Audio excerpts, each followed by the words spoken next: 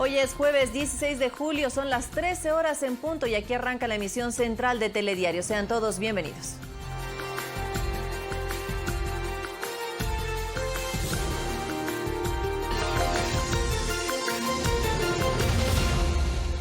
El presidente Lenín Moreno cumple agenda de trabajo en el Carmen, en la provincia de Manabí. El mandatario entregará viviendas del Plan Casa para Todos y suscribirá un contrato de mantenimiento de varias vías de la provincia. Según datos del registro civil, en los primeros 15 días de julio, fallecieron el doble de personas que en el mismo periodo del año anterior.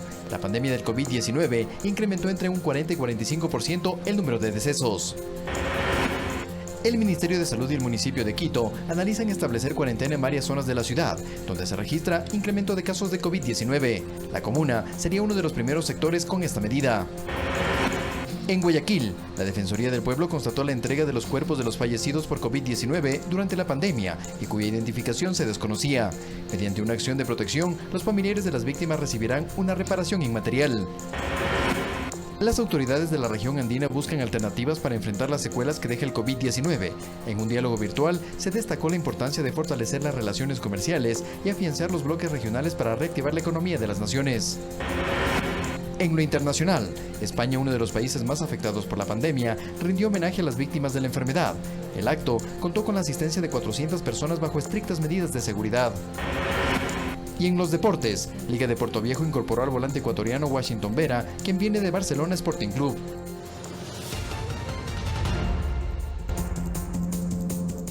Comenzamos. El presidente Lenín Moreno cumple su agenda de trabajo en el Carmen, en la provincia de Manabí. El mandatario entrega viviendas del Plan Casa para Todos en el proyecto habitacional El Carmen, con los títulos de propiedad y créditos agrícolas a cacauteros. Más adelante le ampliaremos esta información.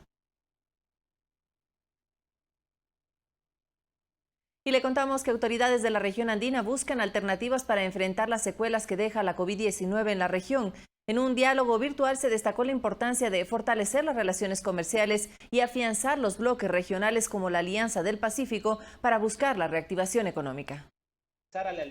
En un foro virtual en el que participaron varias autoridades de la región se delinearon estrategias para enfrentar este momento que vive el mundo ante la recesión económica producto de la pandemia. El canciller ecuatoriano Luis Gallegos le apostó a la integración regional. Hacer un análisis de cómo en la región podemos hacer los esfuerzos necesarios para consolidar nuestras relaciones, fortalecer nuestras capacidades productivas interregionales y depender más de cada uno de nosotros es fundamental. Criterio con el que coincidió el ministro de Comercio Exterior Iván Ontaneda, quien resaltó la importancia de que Ecuador avance en acuerdos comerciales, como lo hizo con países europeos y se encamina con la Alianza del Pacífico. Estos acuerdos comerciales sobre todo generan certeza y certidumbre, y eso es fundamental para las inversiones. Según la CEPAL, el Banco Mundial, entre otros organismos, para este año se prevé el 5.3% de contracción económica para América Latina en un primer momento, lo que generaría alrededor de 11.5 millones de nuevos desempleados en la región debido al COVID-19. En este contexto, para la embajadora de Ecuador en Perú, Eva García, es importante que se fortalezcan los países andinos miembros de la CAN. Un organismo que facilita la integración, promueve la equidad y acelera el crecimiento comercial y la generación de empleo productivo. Frente a esta realidad, el secretario de la CAN, Jorge Hernando Pedraza, manifestó la importancia de estimular la producción local. Se hace imprescindible elaborar una estrategia conjunta post-pandemia en América Latina y la certeza de encontrar ese común denominador. Olga Velasco, Ecuador TV. El alcalde de Daule, Wilson Cañizares, entregó de manera simbólica las llaves de la ciudad al ministro de Economía, de Inclusión Económica y Social, Iván Granda, en reconocimiento a las acciones que esta cartera de Estado cumple en favor de los sectores prioritarios. Más de 500 grupos familiares se beneficiarán de los servicios de desarrollo infantil, gracias al convenio entre el MIES y el municipio de Daule, cuyo propósito es mejorar la calidad de vida de los hogares en situación de pobreza, pobreza extrema y vulnerabilidad. Agradecerle por toda la ayuda recibida, quienes han realizado una buena labor antes y durante este periodo tan difícil que hemos vivido. Granda recibió las llaves de la ciudad por el trabajo en territorio que vienen realizando las brigadas con la entrega de kits de alimentos, el bono de protección familiar y el servicio social mediante teletrabajo. Está dirigida a cada chofer que llevó alimento, a cada mujer CNH que trabajó con los niños, a cada persona que trabajó en temas de discapacidad en el marco de la pandemia. Como parte de la mejora en la calidad de vida de sus habitantes, Daule cuenta con un parque inclusivo dotado de implementos para el desarrollo motriz y un reciente inaugurado Centro de Desarrollo Infantil CDI, por lo que el ministerio también entregó placas de reconocimiento a las autoridades de la capital arrocera. He dispuesto ya que el Instituto de Economía Popular y Solidaria trabaje con usted, para que junto con los agricultores podamos romper las cadenas de intermediación. Ya llevamos 6 convenios justamente para varios grupos, entre ellos las personas con discapacidad, adultos mayores, en atención a los discapacitados en su domicilio, llevando a técnicos especializados para de alguna manera mejorar la calidad de vida de estas personas. Mariuxi Buenaño, Ecuador TV. En otro tema, las 16 observaciones que planteó el Ejecutivo a la Ley de Ordenamiento de las Finanzas Públicas entraron en vigencia este 15 de julio junto al texto aprobado por la Asamblea Nacional. Esto luego de que el Legislativo no logró los votos ni para allanarse ni para insistir en el documento original. Con ello, la normativa entró en vigencia a través del Ministerio de la Ley a partir del 15 de julio de 2020. El principal objetivo de este documento se centra en el nombre de la misma: obtener orden en las finanzas públicas del país. En ese sentido, el primer logro de esta ley fue alcanzado el pasado 6 de julio con el acuerdo de renegociación de la deuda con un importante grupo de tenedores de bonos ecuatorianos, pues precisamente esta norma determina un manejo económico responsable. Entre las objeciones del Ejecutivo que más se destaca es la referente a la fijación del techo de endeudamiento con respecto al Producto Interno Bruto PIB. De esta manera, el límite establecido para 2025 será del 57%, para el 2030 del 45%, mientras que para el 2032 del 40%. A esto se deben sumar disposiciones aprobadas previamente por el Legislativo, como por ejemplo, la autonomía de las instituciones de seguridad social y de gobiernos descentralizados, programas de preservación de capital del presupuesto general del Estado, así como que el Ministerio de Finanzas, como ente rector, realice asignaciones para prever posibles riesgos fiscales. Alex Llanos, Ecuador TV. La terna vicepresidencial se enfrenta a los conceptos de lealtad y resistencia políticas. Los votos para designar al cuarto segundo mandatario de este gobierno podrían definirse entre los asambleístas independientes. Que el presidente de la República tiene la potestad de entregar una terna a la Asamblea Nacional para designar al nuevo vicepresidente y que quienes la conforman sean de su confianza, es una verdad que se ajusta a los criterios de legalidad y legitimidad. Pero en el ámbito de lo político, estos conceptos se enfrentan a las resistencias propias del ejercicio del poder. De ahí que el panorama se dibuja con los 38 votos de Alianza País, que según dijo el presidente de la legislatura, hay un consenso para pronunciarse a favor de María Paula Romo, y lo confirman sus aliados. Permitamos que el presidente de la República tenga de vicepresidenta a la señora María Paula Romo. De los criterios que se adelantan entre los legisladores de la Revolución Ciudadana, que cuenta con 31 asambleístas, de Creo, cuya bancada es de 18 legisladores, y del Partido Social Cristiano con 16 parlamentarios, la terna no contaría con los votos de estas bancadas. El país no es un tubo de ensayo, no es un experimento para estar cambiando de vicepresidente cada año. Emocionaremos el rechazo a la misma para que sea devuelta inmediatamente al presidente y él pueda enviar una nueva lista. Las bancadas de Integración Nacional BIN, con 12 voluntades, del Bloque de Acción Democrática Independiente VADI, de 8 asambleístas, los 4 de Suma, más los 10 independientes, son los votos que podrían inclinar la balanza. Cada legislador del bloque tomará la decisión que considere pertinente. Por lo tanto, serán los votos individuales de estos sectores los determinantes para el desenlace de una elección que se mide fuerzas entre la confianza y la resistencia políticas. Eduardo Córdoba, Ecuador TV.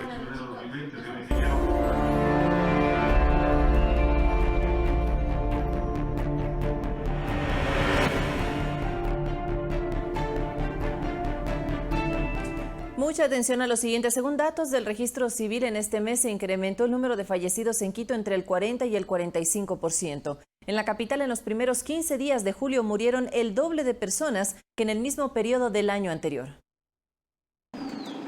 Según el registro civil, la mortalidad subió en Quito. En junio de 2019 murieron 1.105 personas y en el mismo mes de 2020, 1.854 personas. En los primeros 15 días de julio del año pasado murieron 510 ciudadanos y hasta el 15 de julio de este año, 1.150 personas fallecieron, 1.051 en Quito y 99 en el resto de cantones. Por lo regular, en la provincia de Pichincha, cerca de 1.100 defunciones al mes en un escenario, obviamente, típico. En este momento nos encontramos en un escenario atípico producto de la pandemia. No podemos asegurar que todas estas personas han fallecido a causa de COVID-19 porque a estas personas no se les ha realizado una prueba. Es importante decir que es por todas las causas de fallecimiento. La empresa metropolitana de gestión integral de residuos sólidos de MGIRS, desde el 24 de abril hasta el 15 de julio, levantó 138 cadáveres en Quito, la mayoría en la vía pública y el resto en domicilios y ancianatos. Se cumplen protocolos al retirar los cuerpos. Desinfectamos todo el área,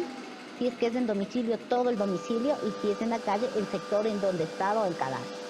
El personal de criminalística, conjuntamente con el médico del Ministerio de Salud o con el médico asignado por la MGIRS, verifican la identificación de la persona fallecida y los síntomas o las causas de muerte. El alcalde de Quito, Jorge Yunda, dijo en entrevista con Telediario que es importante evitar que se desborden los hospitales, dado que las unidades de cuidados intensivos están al límite de su capacidad. Expresó que la responsabilidad ciudadana es fundamental. Yo creo que este es el momento más complicado para contagiarse y el momento más alto para tener esta responsabilidad ciudadana. Verónica Rivadeneira, Ecuador TV. La parroquia Belisario Quevedo, ubicada en el centro norte de Quito, registra 573 casos de COVID-19. En esta zona se encuentra el barrio La Comuna, que podría entrar a un proceso de cuarentena. El Ministerio de Salud coordina esta opción con los líderes barriales.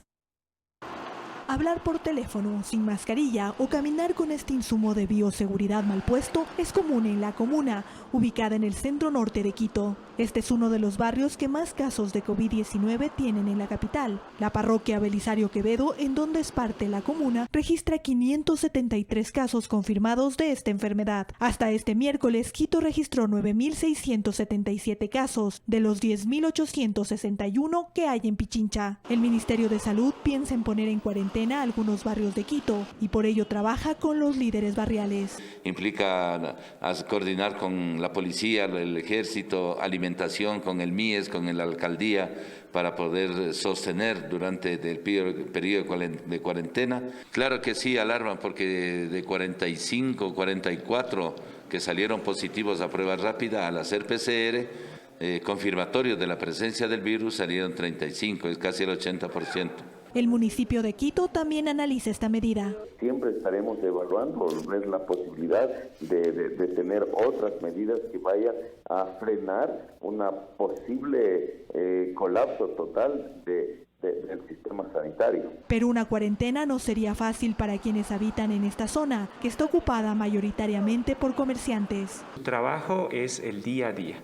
Entrar en cuarentena para nosotros significa no tener el sustento. Nosotros los comuneros vivimos del día a día de un trabajo informal que realizamos. En el Centro de Salud de Santa Clara de San Millán se atiende con un solo médico, un promedio de 20 personas con casos sospechosos de COVID-19. El paciente viene, es valorado de acuerdo a su sintomatología, se le registra y se determina la necesidad o la pertinencia de la toma de una muestra junto con el aislamiento y las medidas de prevención, que es la parte más importante. Los líderes barriales trabajan con el Ministerio de Salud y el municipio de Quito para buscar alternativas para esta zona de la capital. Lo primero es concientizar en la importancia del uso correcto de la mascarilla. María Elena Vaca, Ecuador TV. Autoridades del Consejo Nacional de la Judicatura consideran aún bajo el porcentaje de servidores judiciales que se reportaron contagiados por COVID-19 desde el inicio de la emergencia sanitaria en el país. Sin embargo, el organismo tomará una decisión en estos días sin que afecte el desempeño normal de sus actividades. Para quienes dirigen la Administración de Justicia, en esta emergencia sanitaria la prioridad es garantizar el servicio para todos.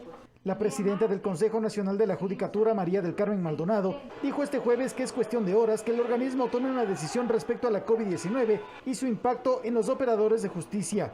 El día martes recibimos al director provincial en pleno, planteó su problemática y su pedido y estamos analizando. No podríamos tardar más de esta semana en tomar una resolución como pleno del organismo.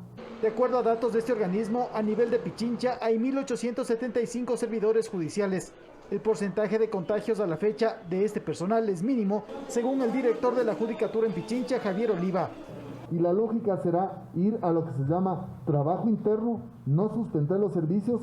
Hemos activado ventanas virtuales, hemos entregado casi 3.000 firmas electrónicas a los abogados en Quito. Nivel de exposición que preocupa a los abogados en libre ejercicio, quienes piden medidas para evitar más contagios. Solo en la Corte Nacional he sabido de unos 6 o 7 casos en estas semanas. Y es gente que vive con sus padres. Extraoficialmente se maneja la cifra de 51 funcionarios judiciales contagiados con COVID-19 y más de un centenar en sospecha. Javier Ceballos, Ecuador TV.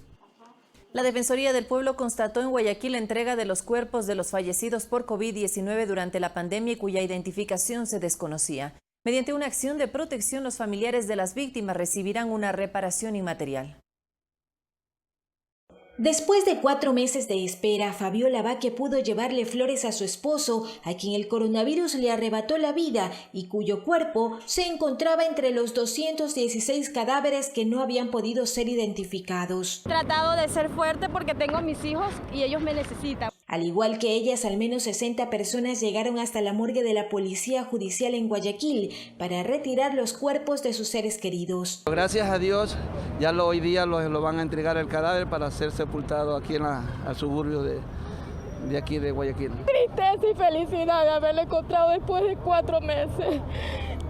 Felicidad de que ella tenga su digna sepultura como debió de haber sido. La Defensoría del Pueblo acompaña a los familiares durante el proceso e interpuso una acción de protección acogida por un juez que permitirá la reparación inmaterial que incluye tratamiento psicológico. Los cuerpos que van a retirar corresponden a los que en vida fueron sus seres queridos. 2, que además les pidan disculpas públicas en uno de los diarios de mayor circulación del país y además que es los familiares, hasta el 2º grado de afinidad y el 4º de consanguinidad reciban asistencia psicológica por parte del Estado. La Fuerza de Tarea Conjunta designada por el Gobierno Nacional interpuso una denuncia por el mal manejo de cadáveres durante la pandemia. Según la fiscal del Guayas, Yanina Villagómez, de los 216 cadáveres, faltan pocos por ser reconocidos y serán sometidos a una tercera fase. Sería la identificación por cotejamiento del perfil genético, lo que llamamos el ADN. Más técnico, más científico, va a demorar el tiempo necesario que requieren nuestros peritos. Mariuxi Buenaño, Ecuador TV. Y el alcalde de Cuenca, Pedro Palacios, dijo en Telediario que su solicitud de cambiar el horario de toque de queda de 19 horas a 5 horas, que no se vendan bebidas alcohólicas en ese horario y que se suspendan reuniones sociales de 25 personas, no fue aceptada por el COE Nacional. La próxima semana se reunirá con autoridades para pedir la reconsideración de esa decisión. Escuchemos más. Esperamos la próxima semana, me parece que el principio será para el día martes, tener esta reunión y con base en eso, en la exposición que podamos hacer de todos nuestros números, que se pueda reconsiderar la solicitud que se ha hecho, puesto que de acuerdo a la información, insisto, a la estadística que yo me he permitido solicitar al equipo de trabajo que la levante, vemos con preocupación que los contagios básicamente se vienen dando por grupos principalmente de jóvenes que se reúnen socialmente jueves, viernes, sábado, a partir de las 6, 7 de la noche. 13 horas con 19 minutos y tal como lo anunciamos, el presidente de la República, Lenín Moreno, cumple su agenda de trabajo en el Carmen, esto en la provincia de Manabí. El mandatario entregará viviendas del Plan Casa para Todos en el proyecto habitacional El Carmen con los títulos de propiedad y créditos agrícolas a los cacauteros. En su primera actividad en la provincia de Manabí, el presidente Lenín Moreno llegó al proyecto habitacional El Carmen, donde entregó formalmente 446 viviendas que forman parte de 3 proyectos habitacionales de la misión Casa para Todos. Uno de esos proyectos está ubicado en el cantón El Carmen y los otros 2 en Tosagua y Olmedo. Las viviendas están destinadas a personas de escasos recursos económicos y en condición de vulnerabilidad, Son más de 2.000 manavitas los beneficiados y se destinaron 12 millones de dólares para la ejecución de estos proyectos de vivienda con la cooperación de las empresas públicas Ecuador Estratégico y Casa para Todos. Durante la visita del presidente Moreno se entregaron además títulos de propiedad, créditos agrícolas y certificaciones en buenas prácticas agropecuarias. En los próximos minutos el jefe de Estado suscribirá varios contratos para el mantenimiento vial de más de 218 kilómetros de tramos como el de Pedernales Cojimíes, Paso Lateral El Carmen Flavio Alfaro Chone y Tosagua Rocafuerte T de Buenos Aires. Con esos contratos se cumplirá mantenimiento de los ejes viales de manera permanente durante los próximos 5 años y se cumple gracias a un crédito por 29 millones de dólares del Banco de Desarrollo de América Latina. 13:20. Las fiestas de Guayaquil se vivirán bajo la modalidad virtual. Le daremos detalles de las actividades que se realizarán en el puerto principal después de nuestra primera pausa aquí en Telediario.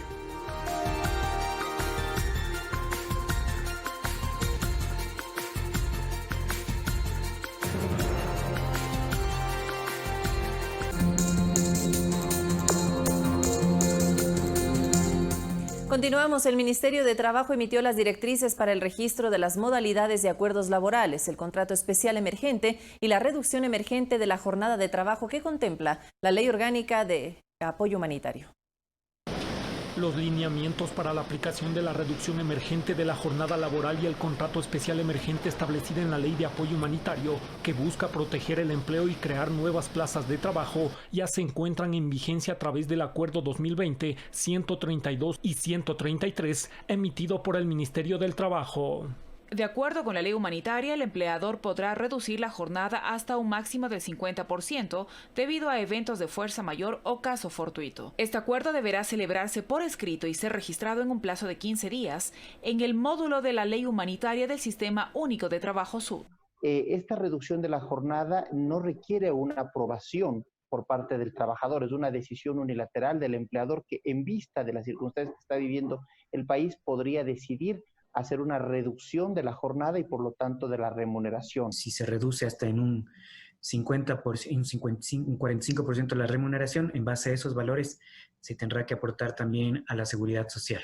La reducción emergente de la jornada de trabajo podrá aplicarse hasta por un año a partir de su registro en el SUD y podrá ser renovable por el mismo periodo por una única ocasión. Aquellos derechos de los trabajadores que nacen de la ley, esos no pueden modificarse por acuerdo entre las partes. Por ejemplo, el que los trabajadores tengan derecho a 15 días de vacaciones, el que los trabajadores tengan derecho a una remuneración básica unificada, el que los trabajadores tengan derecho al pago a recibir el 15% de participación de utilidades. No implica la terminación de la relación laboral, no implica ninguna disminución de ningún derecho adquirido por el trabajador. Respecto al contrato especial emergente, se deberá celebrar por escrito, contener los requisitos establecidos en el Código del Trabajo para la suscripción de un contrato individual de trabajo y ser registrado en el SUD dentro del plazo de 15 días contados a partir de su suscripción. Recordemos que esta obligación de notificar en 15 días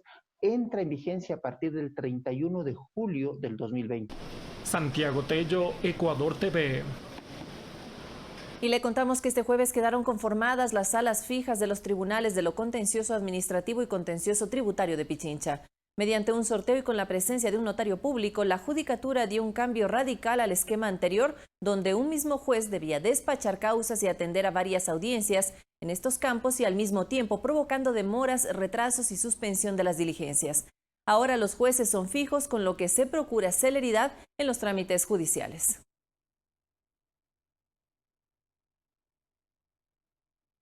Y el Consejo Nacional de la Judicatura, a través de su presidenta María del Carmen Maldonado, puntualizó que, de ser el caso, se tomarán acciones disciplinarias con aquellos funcionarios judiciales quienes hayan aprovechado del trámite y hacer un mal uso del carné de discapacidad. Una investigación interna que se realiza al momento determinará aquellos casos puntuales. Por segundo día consecutivo se desarrolla la audiencia de juicio en contra del exsecretario de Comunicación Fernando Alvarado y 3 personas más acusadas de peculado. En esta jornada la Fiscalía continuó con la presentación de sus testigos, entre ellos peritos que extrajeron y materializaron correos electrónicos de la cuenta del ex subsecretario de la SECOM, Pablo Llanes, quien también es procesado. En esos mails se abordaron temas de contratación. La Fiscalía investiga un presunto perjuicio al Estado ecuatoriano por contrataciones irregulares de servicios de comunicación que habría efectuado la SECOM durante el gobierno de Rafael Correa. Y en el complejo judicial del Cantón Rumiñahui, en la provincia de Pichincha, se realizó hoy la audiencia de reformulación de cargos en contra de David R., acusado de la muerte de Cristian Robalino el pasado 23 de mayo en la vía Intervalles por el sector de Huangopolo. La familia pide justicia. Este fue el grito de los familiares de Cristian Robalino la mañana de hoy en el complejo judicial del Cantón Rumiñahui, en la provincia de Pichincha. El joven falleció en un accidente de tránsito el pasado 23 de mayo, cuando, según el reporte policial, un auto invadió la vía y le embistió a su automotor en la avenida Intervalles, en el sector de Huangopolo. Este hecho se produjo en la cuarentena que vivió la capital, en donde no se podía circular sin salvoconducto. Cristian regresaba de su trabajo y se dirigía al domicilio de sus padres. Este jueves se realizó la audiencia de reformulación de cargos por el delito de muerte culposa. La jueza Laura López reiteró la decisión inicial de medidas cautelares en contra del procesado David R. Por este delito se tendría una pena privativa de libertad de 3 a 5 años. Al señor tienen que darle prisión. La cantidad de años ya depende de lo que dictamine la jueza y la fiscal. Pero nosotros queremos es que se dictamine y se cumpla con lo que dice la ley. Nuestro pedido es que se haga justicia, que creemos que Cristian era súper joven, tenía toda una vida por delante. No es un tema ni de venganza ni de resentimiento, simplemente es un tema de justicia. Según los familiares, quien sería el único responsable huyó ese día por 2 ocasiones. Primero, cuando un grupo de agentes le solicitó el salvoconducto, y luego del accidente sin brindar ayuda a Cristian. Al momento que ocasiona el accidente se baja del vehículo y sale corriendo. Los familiares de Cristian, que dejó en la orfandad a 2 hijos, seguirán vigilantes de este proceso. María Elena Vaca, Ecuador TV. Entre el 15 y el 16 de julio, la Unidad de Investigaciones de Antinarcóticos realizó 4 operativos en diferentes provincias del país, dando así un golpe al tráfico de sustancias ilícitas en el país. El primero fue el denominado Victoria 563, que se realizó en el sur de Quito, en el sector de Quitumbe, en donde un local comercial de mariscos servía como centro de acopio de sustancias ilícitas. En este operativo se hallaron 521 kilos de marihuana, las cuales eran llevadas a los puertos marítimos del país para posteriormente ser enviados mediante contenedores a los mercados de consumo internacionales. Mientras en la operación denominada Gran Victoria 24, que se realizó de manera conjunta en Imbabura, Santo Domingo de los Áchilas y El Oro, se desarticuló una organización que se dedicaba al acopio de grandes cantidades de sustancias químicas que eran enviadas vía terrestre a Colombia. Se ubicaron 86 fundas plásticas de 25 kilos conteniendo en su interior cloruro de calcio, con un peso de 2 toneladas 150 kilos. A otra de las operaciones se la denominó Victoria 568, en donde se determinó una célula narcodelictiva que en cambio utilizaba una finca como centro de acopio de alcaloide. Encontraron enterrados en los alrededores del inmueble 113 kilos de cocaína.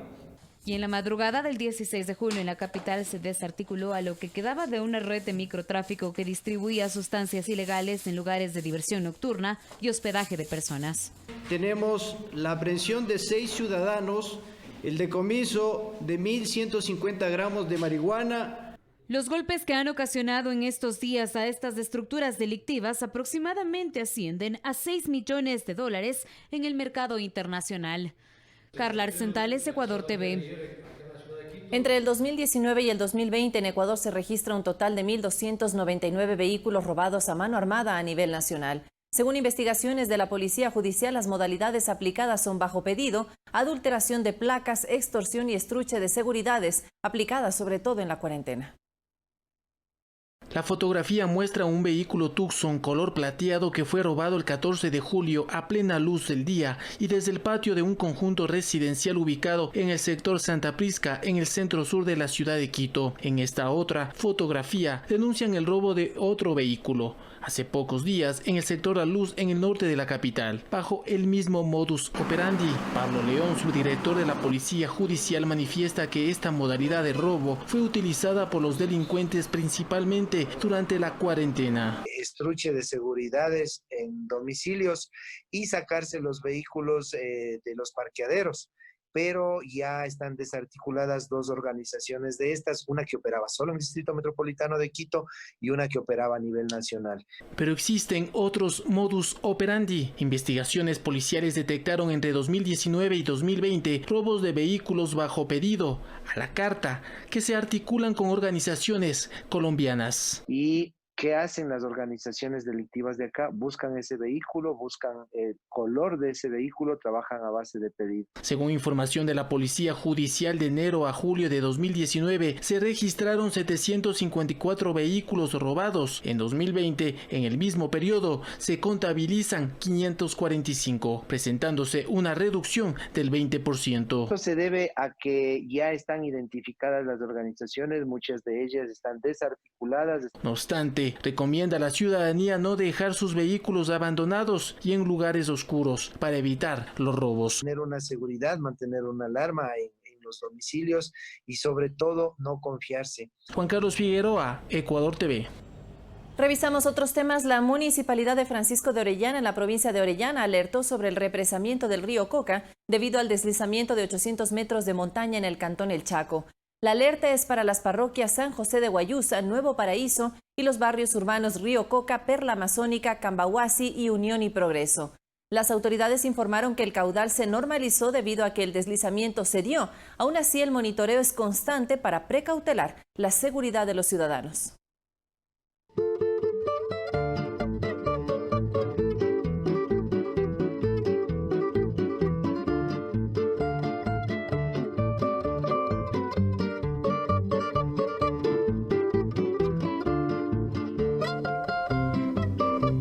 Este 25 de julio, Guayaquil conmemora 485 años de fundación y, tal como lo habíamos anunciado, debido a la pandemia que enfrenta el país por la COVID-19, las fiestas tomarán un giro. Con el tradicional pregón cívico que se desarrolló el pasado 1 de julio en el Parque Centenario, se dio inicio a las celebraciones. Varias actividades se prepararon para festejar al puerto principal con las respectivas medidas de bioseguridad. A los eventos asistirán grupos reducidos y la ciudadanía podrá disfrutar de ellos vía online.